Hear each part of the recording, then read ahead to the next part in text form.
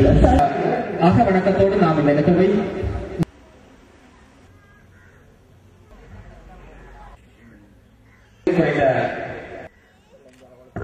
ஊடகங்களை நாம்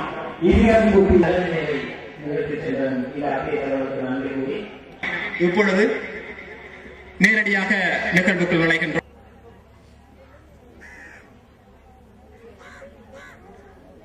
அந்த திகதியிலே